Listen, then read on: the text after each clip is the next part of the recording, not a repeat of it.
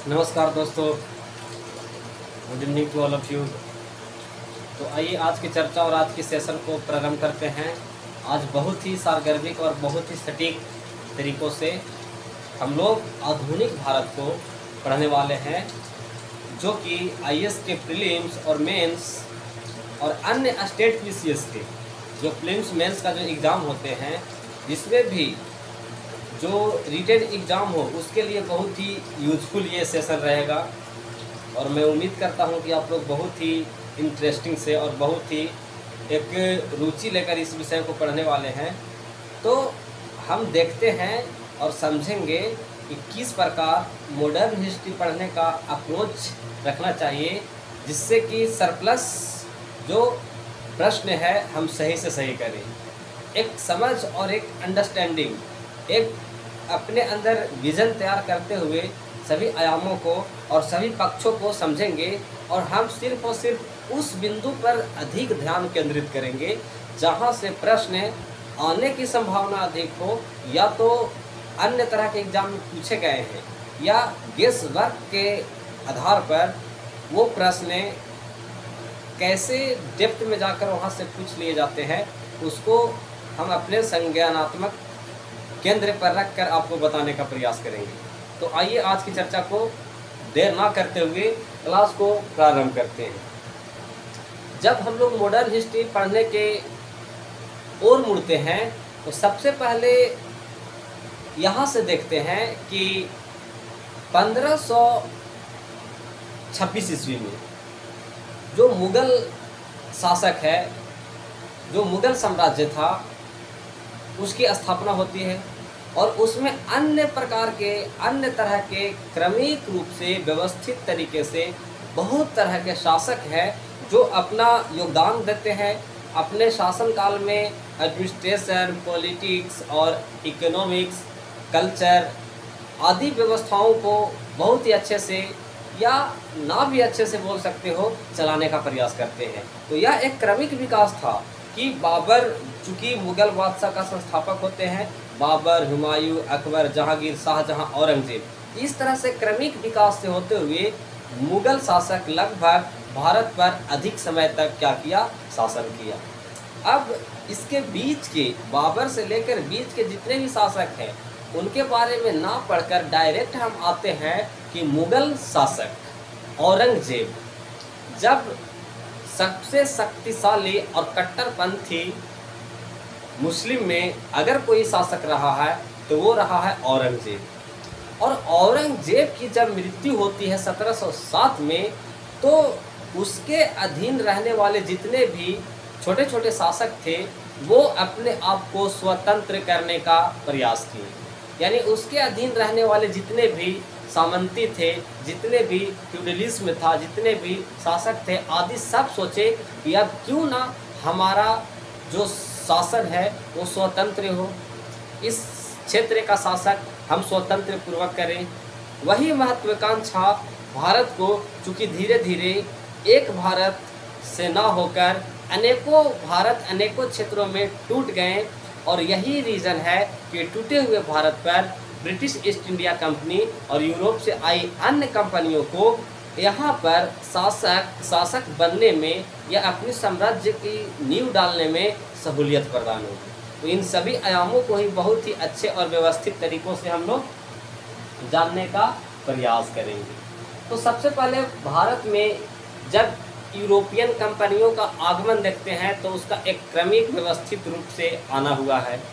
और अधिकतर आप शिक्षकों से पढ़ेंगे तो आधुनिक भारत का शुरुआत 1857 के रिवॉल्ट, और आगे जाइएगा तो 1885 का जो कांग्रेस का गठन है यहाँ से मानते हैं। चूँकि आप 1885 के बाद से देखिएगा तो मुख्य रूप से दो धाराएं उभर कर आई। भारत को अंग्रेज़ों से आज़ाद कराने हेतु दो धाराएं उभर कर आई, एक रिवोल्यूशनरी धारा और एक एवोल्यूशनरी धारा। एवोल्यूशनरी धारा का नेतृत्व करने वाले कांग्रेस थे, और कांग्रेस में अनेक बड़े बड़े नेता थे जिन्होंने सुधारात्मक के माध्यम से मांगों को मनवा कर अपने मूल्यों को, अपने आधारित नियम कानून आदि को बनाना चाहते थे। यानी यह अंग्रेज़ों के समक्ष अपनी ओपिनियन रखते थे। अंग्रेज को अगर अच्छा लगे तो उसकी ओपिनियन को मानते थे। यानी यह एक सुधारात्मक प्रोसेस, सुधार के माध्यम से कांग्रेस वाले मांग कर रहे हैं क्या कि मेरे देश के लिए कुछ भला कर दिया जाए। यही शब्दों को आप बोल सकते हो अनुनय विनय के नीति के माध्यम से कांग्रेस भारत के हित में अंग्रेजों को कुछ कार्य करवाने हेतु बद्ध करते थे। अब यह एक सुधारात्मक प्रोसेस था। जैसे में आप जानिएगा कि 1885 से 1905, फिर 1905 से 1920 और 1920 में 1919 में देखिएगा तो बहुत बड़ा एक सुधार अधिनियम आ गया। तो वो एक प्रेशर था ब्रिटिश गवर्नमेंट पर, क्योंकि इवोल्यूशनरी धारा का अप्रोच ही था कि पहले शासक पर दबाव बनाओ और दबाव बनाओगे तो वो कुछ सुधार करेगा।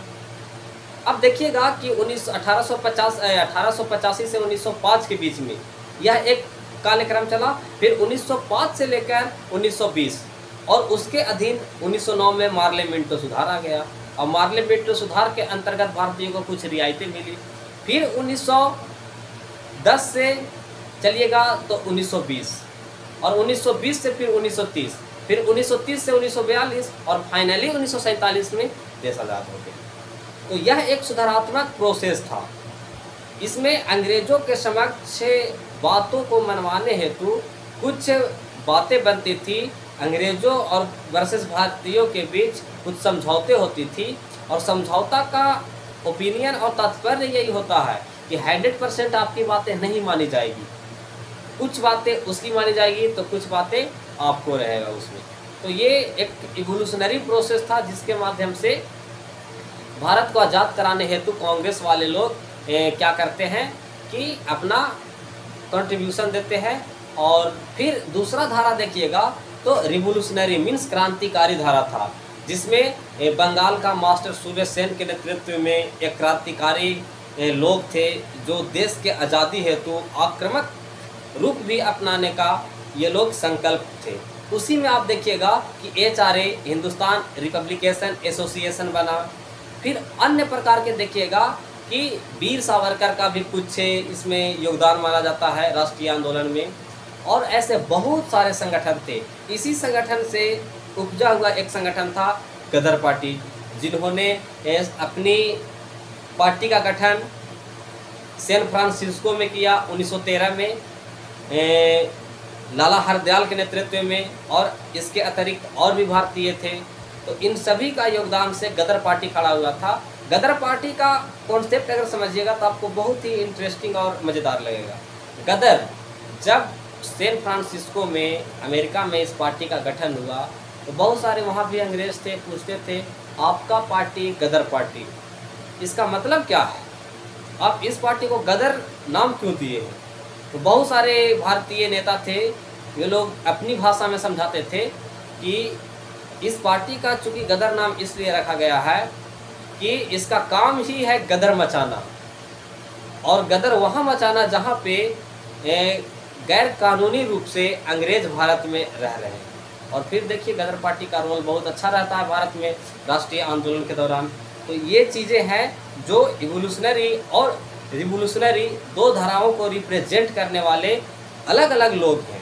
एक तरफ गरम दल, एक तरफ नरम दल। आप ऐसे भी देख सकते हो, गरम दल में आप देख सकते हो कि भगत सिंह, चंद्रशेखर आज़ाद और भी मास्टर सूर्य सेन के नेतृत्व में उसके विद्यार्थी लोग हैं जिन्होंने कभी कभी बम कांड कर देते हैं। तो ये चीज़ें हैं, एक धारा इसी को कहते हैं रिवोल्यूशनरी, क्रांतिकारी, और एक तरफ इवोल्यूशनरी जो सुधारात्मक प्रोसेस के माध्यम से, दम सुधार के माध्यम से देश को आज़ाद कराने हेतु अंग्रेजों के समक्ष पत्र लिखकर अपना मांगों को रखने का प्रयास करते हैं। तो ये मोटा मोटी है जो आपको समझ में आया होगा। लेकिन अब हम चलते हैं भारत में यूरोपीय कंपनियों का आगमन।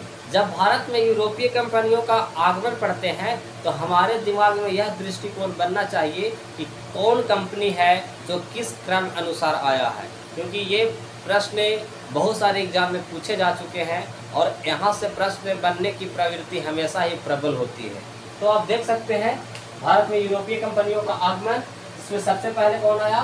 पुर्तगाली, फिर डच, ब्रिटिश, डेनिश और फ्रेंच। अब चूंकि इन सबों में सभी कंपनियों का नाम याद करने की आवश्यकता नहीं है, आप ब्रिटिश कंपनी पुर्तगाली कंपनी का नाम याद रखिए, क्योंकि ये फर्स्ट कंपनी है तो इस पर प्रश्न बनने का उम्मीद हमेशा रहता है। तो इस कंपनी का नाम था एस्टाडो द इंडियन। क्या नाम था? एस्टाडो द इंडियन। अब हम एक एक कंपनी को, जो 5 कंपनियां आई है उन सभी कंपनियों को एक एक करके पढ़ेंगे, और जिस प्रकार हम यूरोपीय कंपनी जो पहली कंपनी है उसको जिस तरह से पढ़ेंगे, उसके पढ़ने का दौरान जो हमारा स्टडी अप्रोच रहेगा, उसी अप्रोच पर इन सभी कंपनियों को पढ़ेंगे। तो आइए पुर्तगाली कंपनी के बारे में हम लोग बहुत ही डिटेल से जानते हैं। अब देखिए यहाँ पे क्या है पुर्तगाली कंपनी। अब पुर्तगाली कंपनी पहली बार, तो पहली बार इसमें सबसे पहली बार आने वाला जो पुर्तगाली ऑफिसर्स है वो वास्को डी गामा है। वास्को डी गामा 1498 ईस्वी में भारत आने की एक क्रमबद्ध योजना तैयार करता है।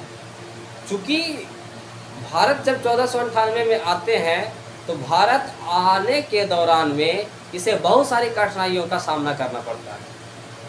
और देखिए कभी कभी बहुत सारे लोग या बहुत सारे शिक्षक भी इस मीनिंग को ही नहीं समझ पाते हैं कि भारत का खोज वास्को डी गामा ने किया। बहुत सारे लोग अपना ओपिनियन देते रहते हैं कि भारत का खोज वास्को डी गामा ने किया, जिसका मीनिंग समझना होगा। अब क्या भारत कोई भुलाया हुआ देश था? आज से 226 ईसा पूर्व पहले ही भारत में सिकंदर नाम का एक आक्रमणकारी भारत के नॉर्थ वेस्ट बाउंड्री पर आक्रमण करने हेतु रेडी था। तो कहीं ना कहीं उसको इस बात की जानकारी थी कि भारत नाम का कोई देश है। वो छोड़ दीजिए, आप देखिए कि भारत और यूरोप के बीच प्राचीन कालों से ही व्यापारिक गतिविधियां चलता था। चाहे तो भारत के नॉर्थ में जाइएगा तो जो चीन है, चीन के ऊपर जो सिल्क रूट का जो रास्ता था उसके माध्यम से, या तो अरब सागर से होते हुए जो लाल सागर था, रेड सी था, उसके माध्यम से भारत और यूरोप के बीच में व्यापारिक गतिविधियां सदैव लाभदायक रही थी। लेकिन जो भारत और यूरोप के बीच व्यापारिक गतिविधियां चलती थी वो कुछ इस तरह से चलती थी कि यदि ये भारत है तो ये यूरोप है, तो यूरोप का ये नॉर्थ, साउथ, ईस्ट और वेस्ट। यूरोप के सिर्फ जो ईस्ट वाले मतलब पूर्वी जो यूरोप था उसी तरफ का देश जितने भी थे वो भारत से लाभ कमा रहे थे। ये जो पूर्वी जो कंट्रीज थे यूरोप का, वही भारत के साथ व्यापार बनाए हुए थे, जिसमें मुख्य रूप से तुर्की थे और उसके जितने भी अरबियन जो कंट्रीज है, ईरान वगैरह, ये सब थे जो भारत से व्यापारिक संबंध बनाए हुए थे। लेकिन ये वेस्ट तरफ से यानी पश्चिम की तरफ से पहली बार पुर्तगाली कंपनी है जो भारत की ओर समुद्री मार्ग से होते हुए भारत आ रही है। तो आप सोच सकते हैं, इसीलिए बहुत सारे लोग कहते हैं कि वास्को डी गामा ने भारत का खोज किया। क्योंकि आपको यह बात समझना है कि वास्को डी गामा ही था जो पश्चिमी यूरोप के अन्य देशों को भारत से डायरेक्ट व्यापारिक मार्ग, जलीय व्यापारिक मार्ग हेतु भारत के लिए एक रास्ता प्रशस्त किया। तो ये पहला कौन थे? पहला ऑफिसर कौन थे? Vasco D gamma. इसको याद रखिएगा। हालांकि वास्को डी गामा से पहले भी पेड्रा अल्वारेज कैब्राल आया था, जो ये आप देखिएगा पूरा वर्ल्ड का मैप देखिएगा तो ये कुछ इस तरह से आपको नजर आएंगे, इस तरह से। और यहाँ पे क्या है? ये है अफ्रीका। और जब ये चला था, ये यूरोप से चला था यहाँ से पेड्रा अल्वारेज कैब्राल, जब ये अफ्रीका का खोज किया पेड्रा अल्वारेज कैब्राल ही, तो जब यहाँ पे आया था ये वाले अफ्रीका के इस वाले साउथ वाले में, तो यहाँ पे समुद्र में चूँकि बहुत ज्वार जैसे कुछ आपदाएं आती थी, इसी को यहाँ पे ये नाम दिया था cape of good hope. Cape of good hope, इसी को हिंदी में बोलते हैं आशा अंतरिप द्वीप, आशा अंतरिप। अब देखो नाम ही कितना अच्छा है, cape of good hope, means अगर यहाँ से आप बच के इस तरफ आ गए तो गुड होप मीन्स अच्छा ही अच्छा है। जो आशा था, आशा और आपको अच्छा बनाएगा।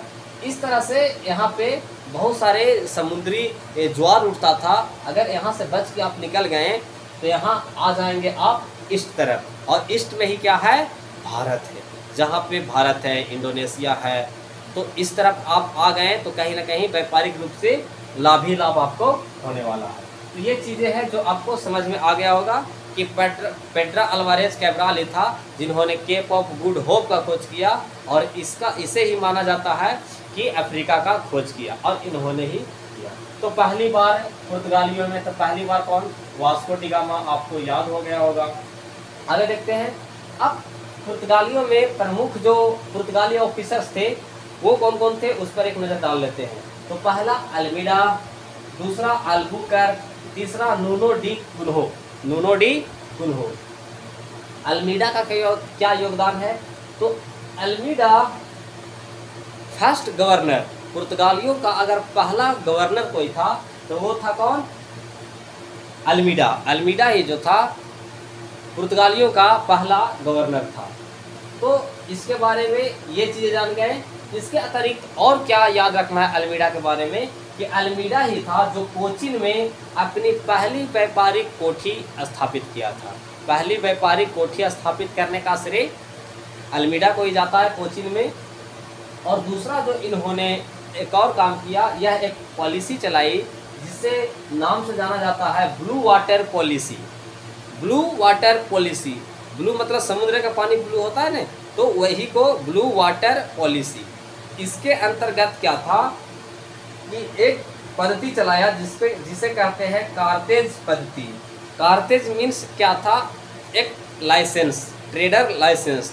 इसमें क्या था, थोड़ा समझिए डेप्थ में जाकर, कि जब पुर्तगाली कंपनी भारत में आई तो भारत के तटस्थ किनारों पर जो अरब सागर था, अरब सागर पर अपना नियंत्रण स्थापित कर ली। जब अरब सागर पर अपना नियंत्रण स्थापित कर ली तो स्थापित करने के दौरान जो अरबियन व्यापारी थे उन सभी को परास्त किया। मिस्र का जो शासक था, मिस्र मीन्स क्या, इजिप्ट, उस शासक से भी पुर्तगालियों का टकराव हुआ। क्योंकि पुर्तगालियों का नौसेना और इसकी आर्थिक स्थिति, इसकी टेक्नोलॉजी अत्यधिक बेहतर था, तो इन्होंने सभी को पराजित किया। और भारत में अनेक तटस्थ राजाएं था, छोटे छोटे राजा थे, उन सबको तो पराजित कर ही दिया। तो कारतेज पद्धति चलाया, और कारतेज के माध्यम से पुर्तगालियों ने कहा कि अगर हमारे प्रभुत्व वाले समुद्री क्षेत्र में अगर कोई भारतीय शासक व्यापार करना चाहता है तो वो हमसे एक कारतेज लेगा। कारतेज लेगा यानी कारतेज मीन्स हमसे परमिशन लेगा, उसके अतिरिक्त कुछ उसे अमाउंट चुकाने होंगे, कुछ से अतिरिक्त आय चुकाने होंगे। तो कारतेज मीन्स क्या, लाइसेंस लेने होंगे। लाइसेंस हम लेंगे तो मतलब क्या, हम उसे पैसा देंगे, हमें लाइसेंस मिलेगा, तो हम अपने समुद्री जहाज़, जो व्यापारी जहाज़ है, जो माल से लदा हुआ जहाज़ है, उसे हम अरबियन कंट्री में, अरब सागर के माध्यम से यूरोप में जाकर व्यापार कर पाएंगे। ऐसा योजना कौन बनाया, पुर्तगाली। और यह योजना इसका हमेशा अग्रसर समय के लिए लगभग 100 वर्षों तक के लिए सफल रहा, जब तक कि डच और ब्रिटिश कंपनी कोई प्रतिस्पर्धी कंपनी ना आ पाई। तो इसके बारे में इतना याद रखना है कि अल्मीडा ने कोचीन में अपनी पहली व्यापारिक कोठी स्थापित किया और ब्लू वाटर पॉलिसी अपनाया। ब्लू वाटर पॉलिसी के अंतर्गत एक कारतेज पद्धति चलाया। कारतेज पद्धति क्या था, तो मतलब पुर्तगालियों के जो प्रभुत्व वाला क्षेत्र था उसमें अगर कोई भारतीय शासक या अन्य व्यापारी व्यापार करने जाते हैं तो उसे पुर्तगालियों से कारतेज मीन्स लाइसेंस लेनी होगी। तो ये चीज़ें हैं जो आपको समझ में आ गया होगा अल्मीडा के बारे में। अगला जो है वो है अल्बुकर्क। अल्बुकर्क ही है जो पुर्तगालियों को राजनीतिक शक्ति बनाने में क्या रहे, सफल रहे। और फाइनली 1509 में इन्होंने गोवा को क्या किया, जीत लिया, और फिर गोवा पर ये अपना प्रभुत्व डायरेक्टली स्थापित कर लिया। अब और इसमें क्या जानने योग्य बात है अल्बुकर्क में, कि अल्बुकर्क एक कट्टरपंथी ईसाई था। अब कट्टरपंथी ईसाई का मतलब क्या था? चूँकि जब अल्बुकर्क अरब सागर में अपनी प्रभुत्व स्थापित कर रहे थे, तो अरबियन जो कंट्रीज़ था और वहाँ के जो शासक थे, व्यापारी थे, उनसे बहुत इसे कड़ी मुकाबला करना पड़ा था। तो ऐसे में जो कट्टरपंथी कहने का मेरा तात्पर्य है अल्बुकर्क के बारे में, वो अल्बुकर्क चूँकि कट्टरपंथी ईसाई था, उन्होंने मुस्लिमों के प्रति और हिंदुओं के भी प्रति, ऐसा नहीं कि हिंदुओं को ही तैसी था अल्बुकर्क, तो मुस्लिमों के प्रति और हिंदुओं के प्रति अल्बुकर्क ने कट्टरपंथी रवैया अपनाया। कट्टरपंथी रवैया क्यों अपनाया? क्योंकि जब अरबियन सागर में यह अपना नाव को उतारा था, अपने व्यापारी ट्रेड संचालन कर रहा था, तो उस समय कुछ मुस्लिम और हिंदुओं ने मिलकर इस अल्बुकर्क को बहुत परेशानी किया था। अतः इन सभी का भरपाई अल्बुकर्क ने अपना आक्रोश हेतु कट्टरपंथी रवैया अपनाते हुए हिंदुओं को भी और मुस्लिमों को भी उसके प्रति कट्टरपंथी रवैया रखा। तो ये चीज़ के माध्यम से हम कह सकते हैं कि जो अल्बुकर्क था ये कट्टरपंथी क्या था? एक ईसाई था। आगे देखिएगा कि इन्होंने और क्या किया, तो धर्मांतरण करवाया। धर्मांतरण मीन्स बहुत सारे अपने लोगों को हिंदू महिलाओं से शादी करने हेतु फोर्स किया, चूँकि जो उससे जो हमारा संतान जन्म लेगा वो मेरे प्रति क्या होगा? वफादार होगा और हमारी जनाधार भी बढ़ेंगे। और जब हमारा जनाधार बढ़ेगा तो हमारा एक डोमिनेंस स्थापित होगा। तो इन सभी रीजन से, सभी कारण से इन्हें हम क्या कहते हैं कि इनका जो अप्रोच था वो धर्मांतरण का था। फिर इन्होंने क्या किया कि आपको दिख नहीं रहा होगा, लेकिन इन्होंने क्या किया? सती प्रथा। कौन? अल्बुकर्क। इन्होंने जो पुर्तगाली है अल्बुकर्क, उन्होंने क्या किया? सती प्रथा पर भी इन्होंने प्रतिबंध लगाया। सती प्रथा क्या था? चूँकि यह सती प्रथा हिंदुओं में, हिंदुओं के परंपराओं में यह एक मान्यता विकसित हुई कि जो पति होते हैं वो परमेश्वर होते हैं। ऐसे में यदि पति का मृत्यु हो जाता है तो जो स्त्रियां हैं वो बेगर पति के रहते हैं। अतः ऐसे में स्त्रियों को पति के चिता पर लेटकर अपना जान दे देना चाहिए, जिससे यह स्पष्ट हो जाए कि वह परमेश्वर के साथ ही रहता है।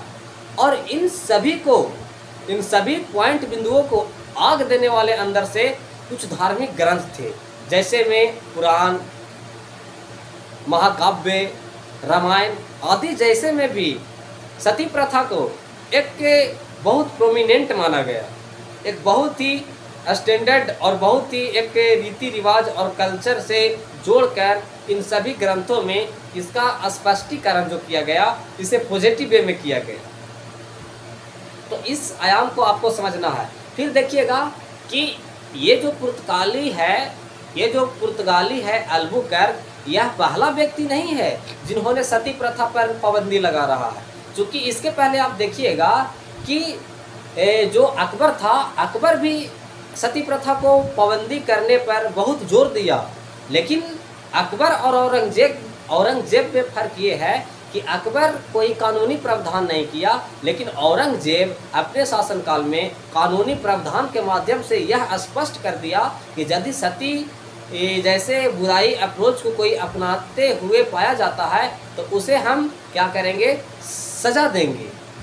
तो ये सिस्टम है, ये सिस्टमैटिक वे में सती प्रथा का मूल्यांकन है जो आपको दिमाग में रखना है। फिर देखिएगा कि मॉडर्न हिस्ट्री में मराठाओं ने भी, जो मराठा सरदार थे, उस सरदार ने भी सती प्रथा पर पाबंदी लगाने हेतु बहुत प्रयास किया। तो आपको ये चीज़ें हैं जो क्या करनी है, बहुत ही आसानी से याद रखना है। अब यहाँ से खाली प्रश्न ही बनने का संभावना हमेशा रहता है। आपको ऑल ओवर अगर समराइज करा दें सती प्रथा के बारे में सिर्फ, तो आपको याद रखना है कि सती प्रथा को अपोज करने वाला जो पहला व्यक्ति आ रहा है पुर्तगालियों में, वो आ रहा है अल्बुकर्क।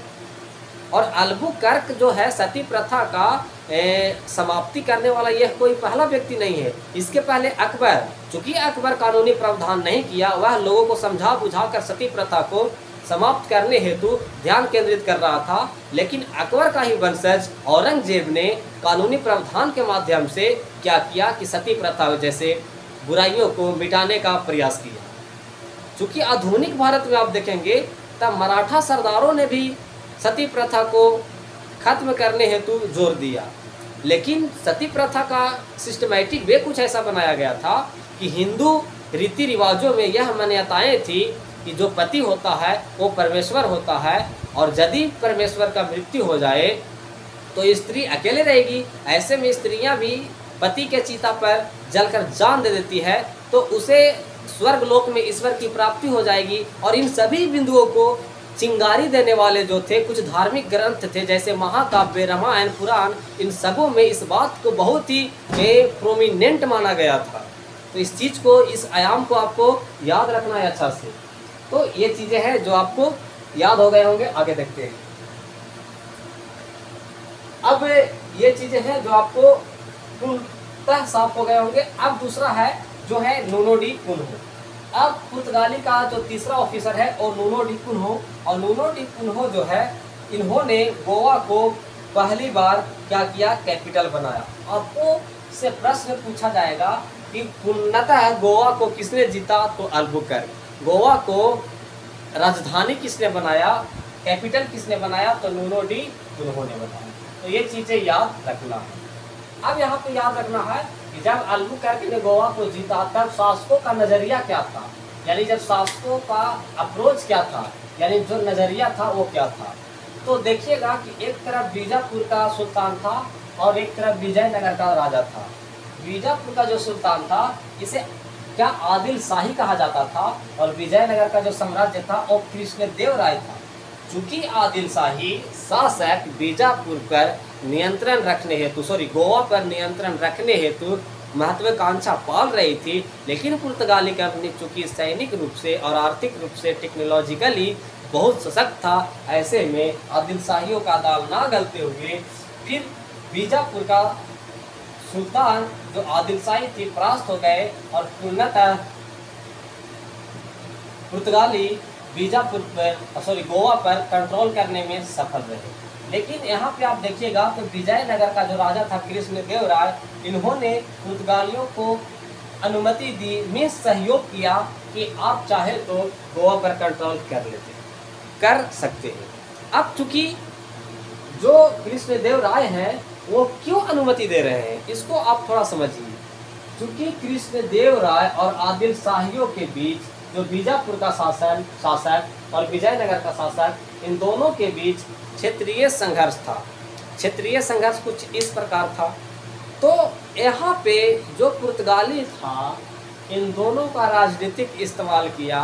राजनीतिक इस्तेमाल क्या किया, इस चीज़ को समझिए कि इन्होंने ऐसा ओपिनियन दिया कि गोवा जो है वो घोड़े आयात का एक प्रोमिनेंट सेंटर था, और ऐसे में अगर भारत में अपनी व्यापारिक गतिविधियां करनी है, व्यापार का संचालन करना है, तो उसके लिए अच्छे खाटी का घोड़ा चाहिए।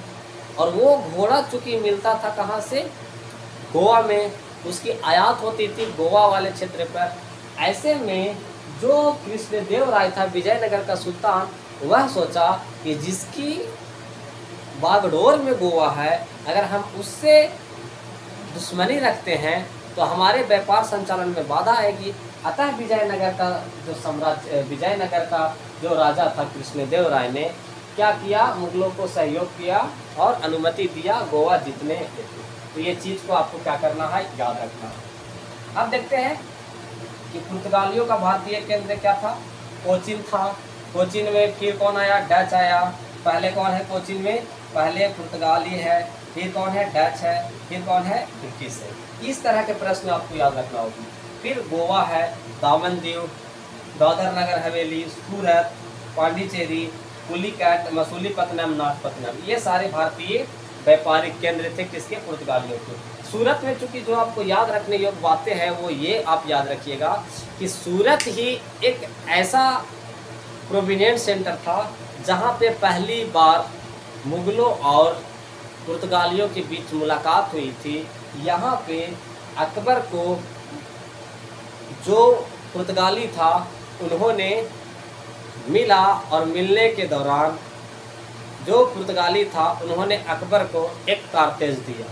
अब चूँकि पुर्तगालियों ने कारतूस दिया मुग़लों के, और मुग़लों ने इस अथॉरिटी को, इस उपहार को एक्सेप्ट कर लिया, मीन्स वह कहीं ना कहीं इस बात के लिए चिंतित है कि चूँकि पुर्तगाली समुद्र में स्ट्रॉन्ग है और उसके प्रति स्पर्धी में पूरे क्या है, राज्य है। ऐसे में हम अगर उसके समक्ष रहते हैं तो उसके नियंत्रण में जो समुद्र है उससे हमें व्यापारिक गतिविधियां करने में सुलभता होगी। तो ये चीज़ को आप याद रखिएगा।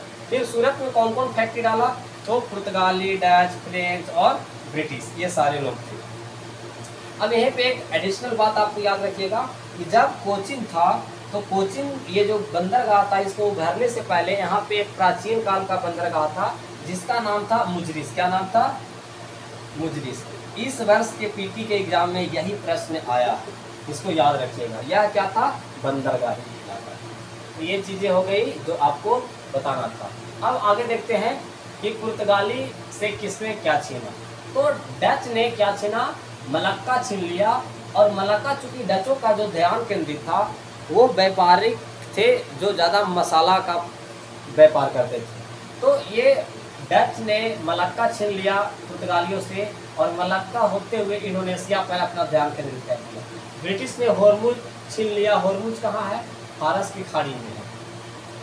पुर्तगाली का पतन का कारण, अब देखते हैं कि पुर्तगाली का पतन का कारण क्या है। तो सबसे पहला कारण जो आपको ये नज़र आने को है कि सूरत पुर्तगालियों से अंग्रेज़ों के पास चला गया, क्योंकि 1712 ईस्वी में स्वाली की लड़ाई होती है, और स्वाली की लड़ाई में चूँकि पुर्तगाली हार जाते हैं, ब्रिटिश जीत जाता है। इसी जीत के बाद ब्रिटिशर्सों को भारत में मुग़ल शासक के द्वारा व्यापारिक केंद्र स्थापित करने हेतु अनुमति मिल जाती है। तो ये चीज़ों याद रखिएगा। दूसरा, बॉम्बे। बॉम्बे क्या है कि पुर्तगाली ने जेम्स फर्स्ट को विवाह के उपहार में दे देता है, क्योंकि जेम्स फर्स्ट भी ब्रिटिश कंपनी को दे देता है। लेकिन 1530 के पहले देखिएगा तो जो बॉम्बे था वो स्पेन के अधीन आता था, और स्पेन ने पुर्तगालियों को दिया, और पुर्तगालियों ने जेम्स फर्स्ट को विवाह के उपहार में दिया। क्योंकि जेम्स फर्स्ट शासक था तो वह राजा था जो स्वयं इस पर कंट्रोल नहीं कर सकता था, उन्होंने लीज पर ब्रिटिश कंपनी को दे दिया। तो ये याद रखिएगा। फिर उसके अतिरिक्त वसीन है। वसीन, अब देखिए वसीन का जो क्षेत्र है, ये क्षेत्र अंग्रिया एक मराठा सरदार है, अंग्रिया ने छीन लिया। जिस प्रकार मराठा सरदारों में शिवाजी का अचीवमेंट स्थल पर लड़ने का था, वही अचीवमेंट अंग्रिया है जिसका अचीवमेंट समुद्र में लड़ने को है। इसलिए कभी कभी हम इसे समुद्र शिवाजी के नाम से जानते हैं। तो ये चीज़ें हैं।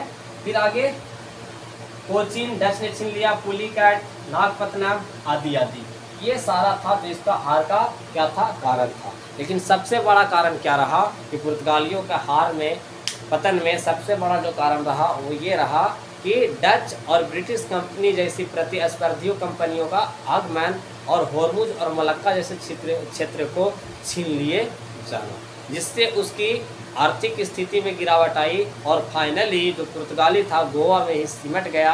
और भारत से आप देखेंगे तो पूर्ण रूप से आज़ादी के बाद 1961 ईस्वी में ऑपरेशन के माध्यम से पुर्तगालियों को हटाया जाता। तो इस चीज़ को क्या करना है, आपको याद रखना है। तो मुलाकात होगी हमारे अगले क्लास में। Thank you all of you. जय हिंद, जय भारत।